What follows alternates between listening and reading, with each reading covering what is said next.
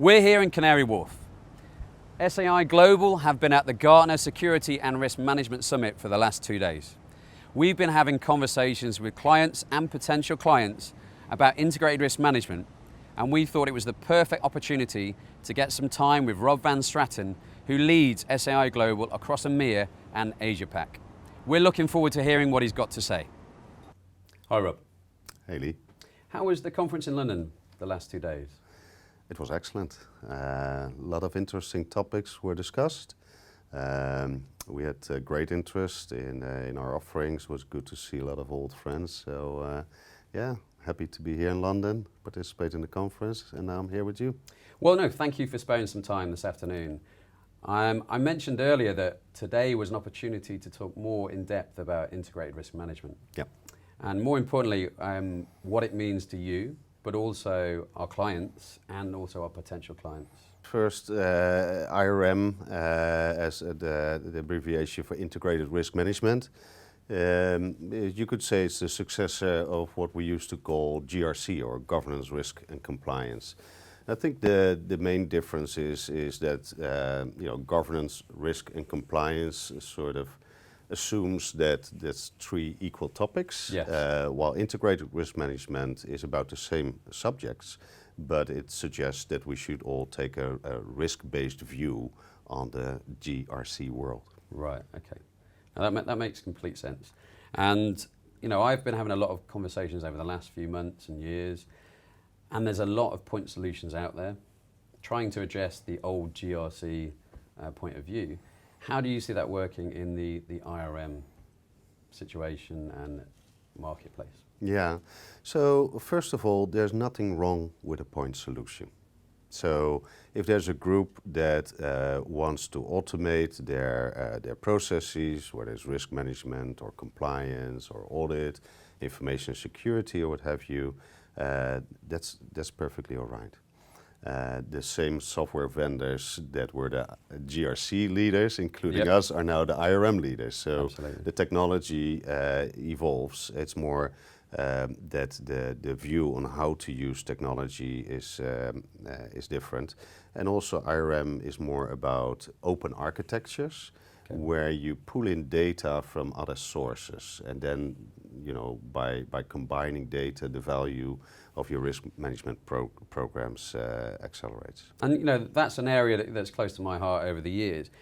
But what I've seen a lot of is the key stakeholders. How can they see the return on investment? How can they see the value? Or how can they sell that value internally? Yeah, well, the challenge is that they need to work together to define a long-term strategy that you can explain on the board level. Then you have to be able to articulate the benefits. But in real life, people don't work together in, let's say, 6 or 7 projects and implement technology to support an IRM project. So I would say IRM is the strategy, is the journey, but it consists of individual projects, right, okay, for point solutions. And if you stack them together, you get the benefits of IRM because you make combinations. You combine the data, you reuse the data, so you ask questions once, reuse Yep. the answers to avoid duplication. Absolutely. You avoid duplication in reporting so that boards get a holistic view on the risks throughout the organization, per entity or per business process or per compliance topic, rather than having these different reports bubbling up from the different groups, but all Yes. tell a little bit of a different story. Yeah, and specifically around the duplication, I used to call it, and still do actually, a cost per control or cost per compliance. Exactly. And that's duplication of effort around controls or risk reporting. Yeah. And there's still a lot of that goes on with the point solutions, Yeah. because there hasn't been that holistic alignment of those areas. And a question that came in to me while we were at the conference actually was, where would somebody start an IRM journey? Is there the right place to start, or is there no wrong place? Yeah, I think both are true, but it differs per organization because it really depends on where your quick wins are, where your pain points are. And as I said before, it's important to define a journey, a strategy. The strategy is we're going to combine technology solutions onto one platform for the benefits we just discussed, and then define where you want to start. So think big and start smart. Yes, absolutely. Yeah, not necessarily small. That is what we used to say. And now, that was the old ethos around starting small, where the starting smart element allows you to build that step towards the blueprint framework that Exactly. we do a lot of work around. Yeah. So let me give you a very, very practical example that was discussed extensively here in London. GDPR comes up. It's a compliance topic, right? So that's a pain point. We need to do something. DPO is there. We reviewed the contracts. Got the consent management in place. But hang on, where are my risks? So the risks are with the people that need to be aware of GDPR, but the risks are also in the IT systems. It's even declared in the law that you need to have a preferably standards-based IT governance system, yep. right? And then if you put that in your organization, solidifying your control framework, then, but hang on, the personal data is also sitting with third and fourth party vendors. So we need to pull in vendor risk management. Completely. So you see, that's how the integration sort of automatically starts when you focus on quick wins or pain points for that matter. Because now we covered 3 use cases, 3-point solutions into one journey. Which, and I had a similar conversation this morning actually with a company that were looking to deal with banks and insurance companies as being the vendor, but they also had some suppliers of around about 400 that they needed to get some assessment and GDPR information for as well. And everybody sends questionnaires to everybody, but that's the world isn't more safe because of that. You need to automate that, and you know. Yeah, and he looked at the demonstration and was really impressed. And he let, I'm not going to mention any names, but he let it slip that I think they've got like 400 suppliers. They're testing 3, 4, 5% per year, when rules suggest that you should be doing 100% of those. So there's plenty of help that is required out there still. And it's also a good example of how we should shift to a risk-based lens, also on compliance topics.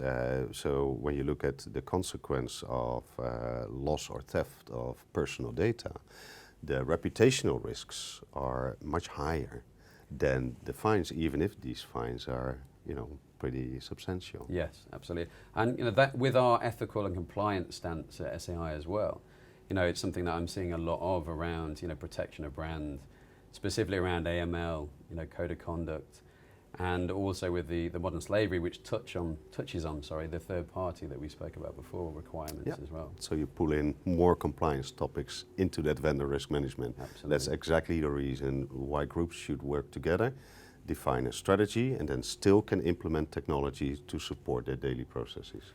Do you think IRM will keep evolving? Have we come to a stop, or what is out there for the marketplace in the future?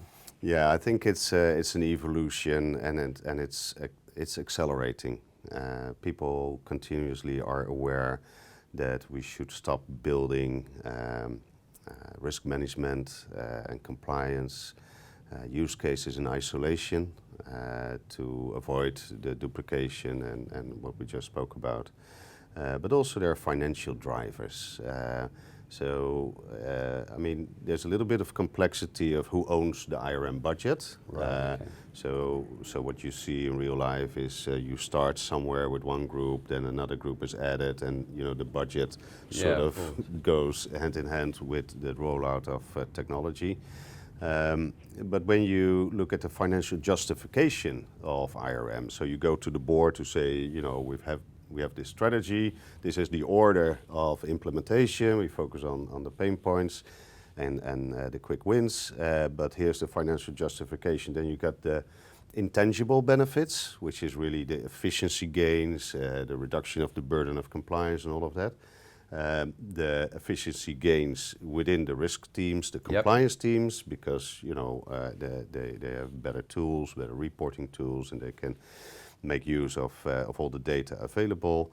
But often we see that the financial justification can simply be found in the savings on IT costs. So rather than having a lot of solutions that you need to maintain with all the hardware and the electricity and the functional headwinds, a lot of tin. you go to one system that you can roll out in a modular way, and that saves the organization a lot of costs over time.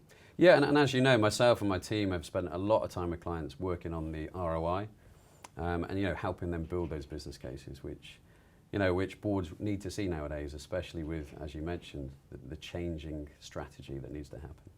Yeah, sure thing. Well, thank you very much for your time, Rob. It was a pleasure to be here, Lee. We've learned a lot from our conversation with Rob today, and we've also learned a lot from our conversations with our clients and potential clients. I hope you have too, and thank you for joining us.